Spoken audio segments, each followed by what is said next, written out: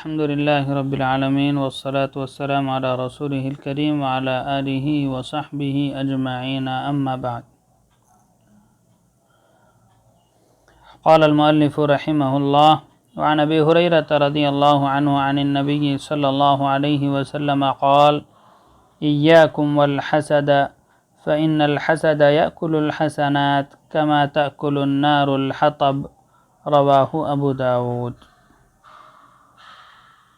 حضرت ابو ہریرہ رضی اللہ تعالیٰ عنہ نبی کریم صلی اللہ علیہ وسلم سے روایت کرتے ہیں کہ آپ علیہ الصلاۃ والسلام کا ارشاد ہے کہ حسد سے اپنے آپ کو محفوظ رکھو، دور رکھو اور اس سے بچے رہو، اس لیے کہ حسد نیکیوں کو اس طرح کھا جاتا ہے جس طرح لکڑیوں کو آگ کھا جاتی ہے. تو اس حدیث میں اللہ کے نبی صلی اللہ علیہ وسلم نے حسد سے منع فرمایا اور یہ ارشاد فرمایا کہ حسد ایسی بری خصلت ہے کہ جس طرح آگ میں اگر لکڑی ڈالی جائے تو آگ اس لکڑی کو جلا کر رکھ دیتی ہے، اس کا وجود مٹا دیتی ہے، ختم کر دیتی ہے. تو اسی طرح اگر کسی کے اندر حسد کی بری خصلت پائی جاتی ہے تو وہ بری خصلت انسان کو اپنی ایسی گرفت میں لیتی ہے، اس برائی کا اتنا برا اثر ہوتا ہے کہ اس کی نیکیاں ختم ہونے لگتی ہیں، نیکیوں کا حسن زائل ہوتا ہے. تو محدثین نے اس کی کئی معنی مراد لی. ایک تو معنی یہ ہے کہ اس سے نیکیوں کا حسن ختم ہو جاتا ہے. دوسرے یہ ہے کہ حسد یعنی انسان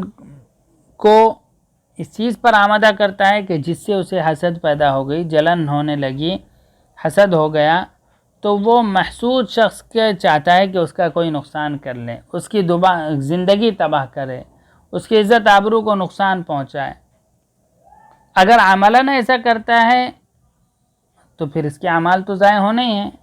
اور کچھ نہیں تو علی الاقل یہ ہے کہ جب اس سے اسے چڑ ہو چکی ہے، دل میں اس کی نفرت بیٹھ چکی ہے، حسد پیدا ہو گیا ہے، تو وہ اس کی غیبت کرے گا،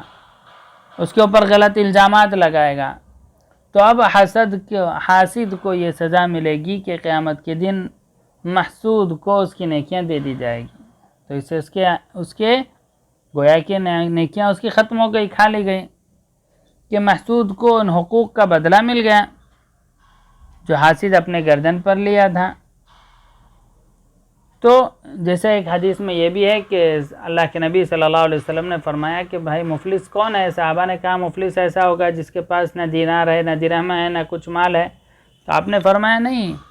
مفلس تو حقیقی وہ شخص ہوگا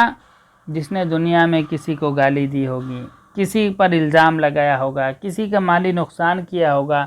کسی کا خون خرابہ کیا ہوگا، مارا پیٹا ہوگا. تو اس کی تمام نیکیاں، زیادتیاں اس شخص کو دے دی جائے گی جس پر اس نے تہمت لگائی تھی، جسے اس نے گالی دیا تھا. تو یہاں پر اس سے مراد یہ ہے کہ اعمال اس کے ختم کر دیے گئے ہیں. تو اصل مقصود اس میں یہ ہے کہ حسد ایسی برائی ہے جو انسان کے نیکیوں کو کھا لیتی ہے، ایسی بری خصلت ہے جس سے اس کی نیکیاں ضائع ہو جاتے ہیں. اس لیے ہمیشہ انسان کو چاہیے کہ وہ حسد سے بچا رہے، اپنے آپ کو دور رکھے. پھر اگلی حدیث ہے وعنہ عن النبی صلی اللہ علیہ وسلم قال ایاکم وسوء ذات البین فإنها الحالقہ رواہ الترمذی. کہ حضرت ابو ہریرہ رضی اللہ عنہ سے مروی فرماتے ہیں کہ نبی کریم صلی اللہ علیہ وسلم نے فرمایا تم اپنے آپ کو دو آدمیوں کے درمیان برائی ڈالنے کی خصلت سے بچاؤ. ایاکم کہ تم اپنے آپ کو بچاؤ، دور رکھو، بچو. سوء ذات البین کہ دو لوگوں کے درمیان کوئی برائی پیدا کرنے سے، دو کو آپس میں لڑانے سے، کیونکہ یہ ایسی خصلت ہے فإنها الحالقہ کہ جو دین کو تباہ کر دیتی ہے. اس سلسلے میں کل جو حدیث گزری ہے اس میں یہ بات آ چکی ہے کہ وہ فساد ذات البین ہی الحالقہ کہ انسان دوسروں کے درمیان لڑائی پیدا کرنا، ان کے تعلقات کو خراب کرنا، برائی ان کے دلوں کے اندر ڈال دینا، اس سے انسان کی نیکیاں ضائع ہوتی ہیں اور یہ دین کو تباہ و برباد کر دینے والی خصلت ہے. پھر اگلی حدیث بھی اسی معنی میں ہے کہ وعن ابی صرمۃ رضی اللہ عنہ وعن ابی صرمۃ رضی اللہ عنہ ان النبی صلی اللہ علیہ وسلم قال من ضار اللہ به ومن شاق اللہ علیہ رواہ ابن ماجہ والترمذی وقال هذا حدیث غریب۔ اور اسی معنی کی اگلی روایت بھی ہے، وعن ابی بکر الصدیق رضی اللہ عنہ قال قال رسول اللہ صلی اللہ علیہ وسلم ملعون من ضار مؤمنا او مکر به رواہ الترمذی وقال هذا حدیث غریب۔ حضرت ابو سرما رضی اللہ عنہ سے روایت ہے کہ نبی کریم صلی اللہ علیہ وسلم نے ارشاد فرمایا کہ جو شخص من ضار کسی مسلمان کو بلا وجہ کوئی ضرر پہنچائے، نقصان پہنچائے، تو اللہ تعالیٰ اس کو ضرور نقصان پہنچائے گا، یعنی اللہ تعالیٰ اس کو برے عمل کی سزا دے گا۔ ومن شاق، اور جو شخص کسی مسلمان کو مشقت میں ڈال دے، تکلیف میں ڈالے، تو شاق اللہ علیہ، تو اللہ تعالیٰ بھی اس کو مشقت اور تکلیف میں مبتلا کرے گا۔ تو اس حدیث میں کسی مسلمان کو بلا وجہ نقصان پہنچانے کی مذمت بیان کی گئی کہ یہ ایسا برا عمل ہے کہ تم دنیا میں اپنی دل کی بھڑاس نکال رہے ہو، اپنے یعنی دل کے اندر جو کسی کے تعلق سے تمہاری نفرت ہے، تم چاہتے ہو کہ اس کا کوئی نقصان ہو جائے، اگر تم اس کا دنیا میں نقصان کرتے ہو تو اللہ تعالیٰ تمہیں نقصان پہنچائے گا۔ دنیا میں اگر تم اسے مشقت میں ڈالتے ہو، تکلیف میں ڈالتے ہو، تم یہ سوچتے ہو کہ ابھی فی الحال تمہارے پاس پاور ہے، ابھی فی الحال تمہارے پاس طاقت ہے، تمہیں کوئی ایسی چیز حاصل ہو گئی جس کی وجہ سے تم دوسروں پر دباؤ ڈال سکتے ہو، کسی بھی مشقت میں ڈال سکتے ہو، اور تم اگر یہ آج کرتے ہو تو یاد رکھو کہ اللہ تعالیٰ تمہارے اعمال کو بھولتا نہیں ہے۔ اللہ تعالیٰ کے یہاں تو جیسی کرنی ویسی بھرنی، کہ تم اگر لوگوں کے ساتھ برا سلوک کرو گے، لوگوں کو برا چاہو گے، تو اللہ تعالیٰ تمہارا کہاں سے اچھا کرے گا، بلکہ اللہ تعالیٰ تمہارے ساتھ تمہیں بھی تکلیف میں ڈالے گا، تمہیں بھی مشقت میں ڈالے گا۔ اور لفظ شاق، لمن شاق کا شاق اللہ علیہ کے بعد محدثین نے یہ بھی معنی کیے کہ جو شخص کسی مسلمان سے عداوت اور مخالفت رکھے گا تو اللہ تعالیٰ بھی اس سے عداوت رکھیں گے، اللہ تعالیٰ بھی اس کو ناپسند کریں گے اور پھر اسے عذاب میں مبتلا کریں گے۔ اگلی روایت جو حضرت ابوبکر صدیق رضی اللہ تعالیٰ عنہ سے مروی ہے، کہتے ہیں کہ نبی کریم صلی اللہ علیہ وسلم نے ارشاد فرمایا ملعون من ضار مؤمنا، کہ وہ شخص ملعون ہے، اللہ کی رحمت سے دور ہے، جو کسی مسلمان کو ضرر پہنچائے، او مکر به، یا اس کے ساتھ مکر و فریب کرے، اس کے ساتھ کوئی گیم کھیلے، اس کو دھوکہ دے، تو ایسے شخص کو اللہ کے نبی صلی اللہ علیہ وسلم نے فرمایا کہ وہ اللہ کی رحمت کا مستحق نہیں ہے، بلکہ وہ ملعون ہے، راندہ درگاہ ہے، اللہ تعالیٰ کے یہاں ایسے شخص کی کوئی حیثیت نہیں رہے گی۔ بلکہ جو خواہ مخواہ دوسروں کو تکلیف پہنچاتا ہے، ضرر پہنچاتا ہے، نقصان پہنچانے کی کوشش کرتا ہے، خواہ پوشیدہ طور پر ہو یا ظاہری طور پر ہو، تو ایسا شخص اللہ تعالیٰ کی رحمت سے، اللہ تعالیٰ کے قرب سے دور کر دیا جائے گا۔ تو اس لیے ہمیشہ انسان کو چاہیے کہ دوسروں کو نقصان پہنچانے کا جذبہ اس کے اندر نہ ہو، بلکہ جیسے گزشتہ احادیث میں بھی گزر چکا ہے کہ النصح لکل مسلم، ہر مسلمان کے ساتھ خیر خواہانہ جذبہ ہو کہ میں اس کو فائدہ پہنچاؤں، میری وجہ سے فلاں شخص اچھا ہو جائے، میری وجہ سے فلاں شخص خوش ہو جائے تو اللہ تعالیٰ اس کو خوش کرے گا۔ لیکن اگر یہ دل کے اندر ہو کسی کے تعلق سے کہ آج کل یہ بہت اٹھ رہا ہے، اس کو کسی طرح سے دبا دیا جائے، اس کو نقصان پہنچا دیا جائے، اس کا اس طرح کیا جائے، تو یہ جذبات انسان کو خود نقصان پہنچاتے ہیں، اللہ تعالیٰ کی رحمت سے دور کر دیتے ہیں۔ پھر اگلی حدیث میں ہے اسی معنی کی جو روایت ہے، وعن ابن عمر رضی اللہ عنہما قال صعد رسول اللہ صلی اللہ علیہ وسلم المنبر فنادى بصوت رفيع فقال يا معشر من أسلم بلسانه ولم يفض الإيمان إلى قلبه لا تؤذوا المسلمين ولا تعيروهم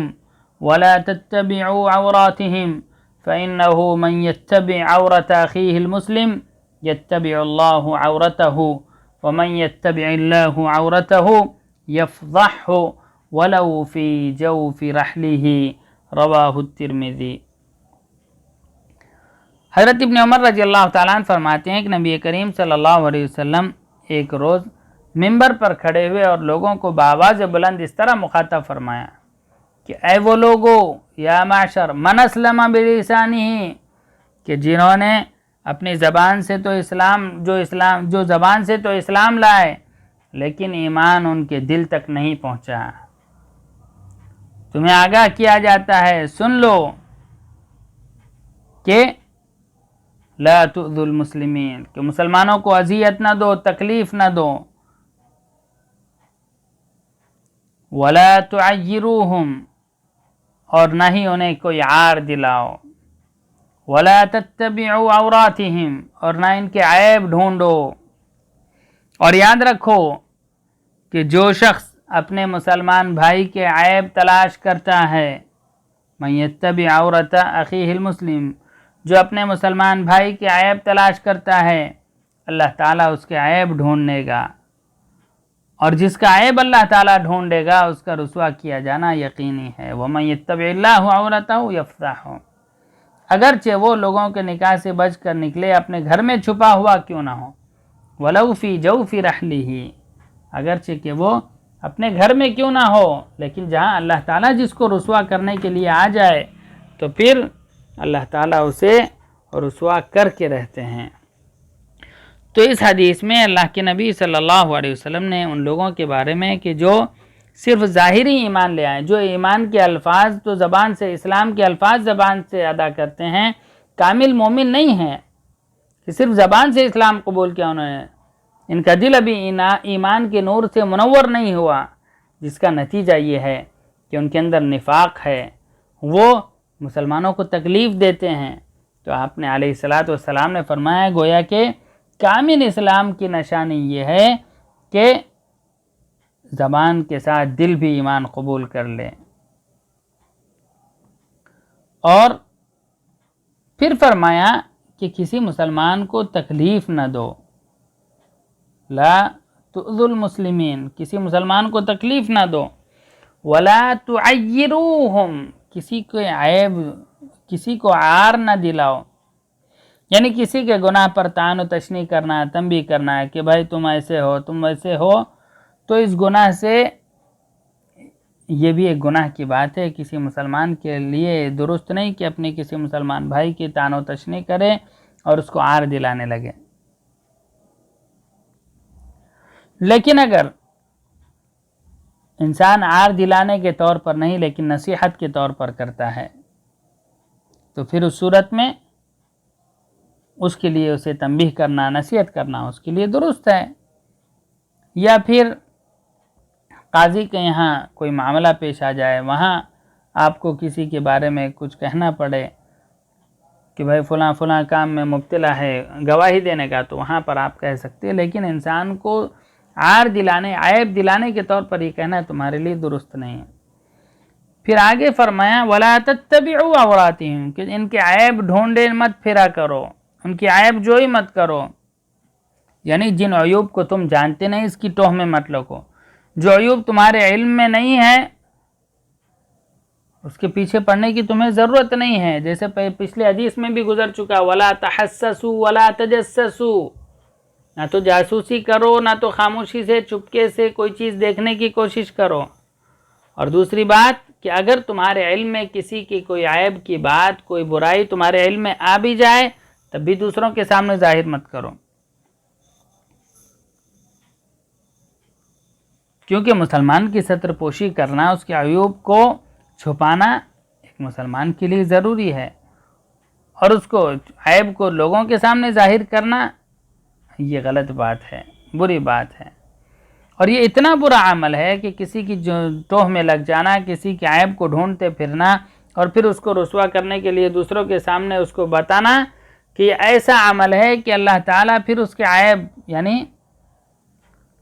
اللہ تعالیٰ اس کے عیب کو ڈھونڈے گا۔ اس سے مراد یہ ہے کہ اللہ تعالیٰ، جہاں اللہ تعالیٰ اس کے عیب کو درگزر کرنا تھا، جہاں دوسروں کے عیوب اللہ تعالیٰ درگزر کرتا ہے وہاں اللہ تعالیٰ اس کے عیب کی پکڑ فرمائے گا۔ اللہ کے یہاں سے کوئی چیز کوئی برائی سے بچ نہیں سکتا ہے، تو اللہ تعالیٰ وہاں اس کے درگزر کرنے کے بجائے، معاف کرنے کے بجائے اس کی ایک ایک برائی پر نظر رکھے گا اور اس کی پکڑ فرمائے گا، اور پھر ساری مخلوق کے سامنے اس کو ظاہر کرے گا کہ بھائی جس نے دنیا میں مسلمانوں کو رسوا کیا تھا آج آخرت میں وہ خود رسوا ہوگا۔ تو اس لیے ہمیشہ انسان کو اس سے بچنا چاہیے، اور اس کے اگر حقیقی ظاہری معنی بھی مراد لے جائیں تو یہ کہ بھائی دنیا کے اندر بھی اللہ تعالیٰ ایسے شخص کو رسوا کر دے گا کہ دنیا میں چھپا ہوا بیٹھا ہے لیکن وہ دوسروں کی عیب جوئی کرتا ہے، دوسروں کو بدنام اور رسوا کرنے کی کوشش میں لگا رہتا ہے، تو پھر ایسے شخص کو اللہ تعالیٰ بھی دنیا کے اندر رسوا اور بدنام کرتا ہے۔ اس لیے کسی مسلمان کو اذیت پہنچانے، کسی کو عار دلانے اور کسی کی عیب جوئی کرنے سے ہمیشہ بچنا چاہیے۔ پھر اگلی حدیث ہے وعن سعید بن زید رضی اللہ عنہ عن النبی صلی اللہ علیہ وسلم قال ان من اربى الربا الاستطالة في عرض المسلم بغیر حق رواہ ابو داود والبیہقی فی شعب الایمان۔ حضرت سعید بن زید رضی اللہ عنہ نبی کریم صلی اللہ علیہ وسلم سے روایت کرتے ہیں، آپ نے فرمایا سب سے بڑھ کر سود یہ ہے کہ کسی مسلمان کی عزت و آبرو کو ناحق بگاڑنے کے لیے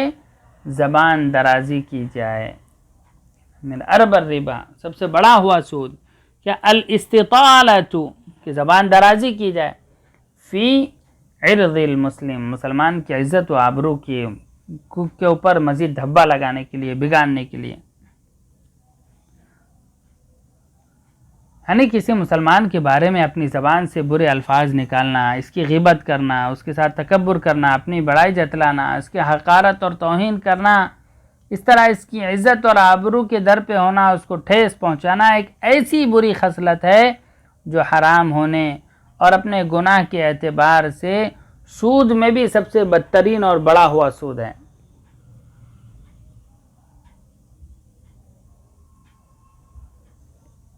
تو اس لیے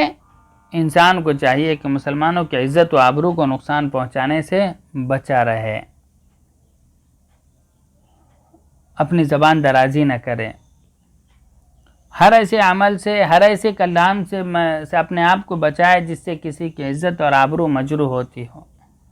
لیکن جہاں کہیں دینی تقاضا ہو تو وہاں پر اگر کسی کے تعلق سے کوئی بات کہی جائے کہ جیسے محدثین نے حدیث کے باب میں حدیث کی روات کی جب چھان بین ہوتی تھی اور حدیث کی تدوین کا دور جب گزر رہا تھا تو وہاں پر جو روات آتے تھے ان راویان حدیث پر جرح کی جاتی تھی کہ یہ صدوق ہیں، یہ سچے ہیں، یا کبھی انہوں نے جھوٹ بولا، یا پھر فلاں کیسا ہے، تو محدثین وہاں ان کے عیوب کو بیان کرتے، اور اس حالت میں اس کے عیب کو ظاہر کرنا بھی ضروری تھا، ورنہ پھر روات کے حالات مجہول رہتے، راوی مجہول ہوتا تو اس سے حدیث کے صحت پر بھی اثر پڑتا، تو وہاں پر تو ضروری تھا کہ ان روات حدیث کے احوال بیان کیے جائیں، اور اس کا مقصد بھی یہ ہے کہ حدیث کے ذریعے دین کی حفاظت ہوتی ہے۔ اسی طرح لوگوں کو نقصان اور فساد سے بچانے کے لیے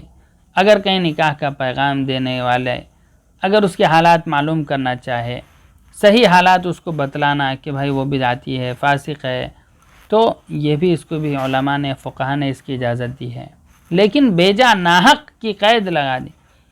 کہ الاستطالۃ فی عرض المسلم بغیر حق، کہ مسلمان کی عزت و آبرو کو ناحق بگاڑنے کے لیے زبان درازی اگر کی جاتی ہے تو پھر اپنی زبان چلائی جاتی ہے، تو یہ سب سے بڑا سود ہے، سب سے بڑا گناہ ہے۔ پھر اگلی حدیث ہے وعن انس رضی اللہ عنہ قال قال رسول اللہ صلی اللہ علیہ وسلم لما عرج بی ربی مررت بقوم لهم اظفار من نحاس يخمشون وجوههم وصدورهم فقلت من هؤلاء يا جبريل قال هؤلاء الذين يأكلون لحوم الناس ويقعون في أعراضهم رواہ ابو داود۔ حضرت انس رضی اللہ عنہ کہتے ہیں کہ نبی کریم صلی اللہ علیہ وسلم نے فرمایا کہ جب اللہ تعالیٰ نے مجھے معراج کی رات اوپر لے گیا، لما عرج بی ربی، تو عالم بالا میں میرا گزر کچھ ایسے لوگوں پر ہوا جن کے ناخن تانبے کے تھے. مررت بقوم لهم اظفار من نحاس، تانبے کے جن کے ناخن تھے. یخمیشون وجوہہم وصدورہم، اور وہ ان ناخنوں سے اپنے چہروں کو کھروچ رہے تھے اور اپنے سینوں کو نوچ رہے تھے. تو ان کی اس بری حالت کو دیکھ کر میں نے حضرت جبرائیل علیہ السلام سے پوچھا کہ جبرائیل یہ کون لوگ ہیں؟ تو حضرت جبرائیل نے جواب دیا یہ وہ لوگ ہیں جو لوگوں کا گوشت کھاتے تھے، یعنی لوگوں کی غیبت کرتے تھے اور ان کی عزت و آبرو کے پیچھے پڑے رہتے تھے. تو اس حدیث میں بھی اس کی مذمت گویا کہ بیان کی گئی کہ ناحق کسی کی آبرو ریزی کرنا اس کے گوشت کھانے کے گویا کہ مرادف ہے. غیبت کرنا، کہ جو لوگ غیبت کرتے ہیں ان کے حق میں نازبہ ناشائستہ الفاظ اپنی زبان سے نکالتے ہیں، لوگوں کی عزت و آبرو کو پامال کرتے ہیں، کہ ان لوگوں کا اپنے چہروں اور سینوں کو کھروچنا اسی طرف اشارہ ہے کہ ان لوگوں نے اپنے بھائیوں کی آبرو ریزی کی اور اس پر خوش ہو کر اپنے بھائیوں کے سینوں اور چہروں کو مجروح و مغموم کیا گویا کہ.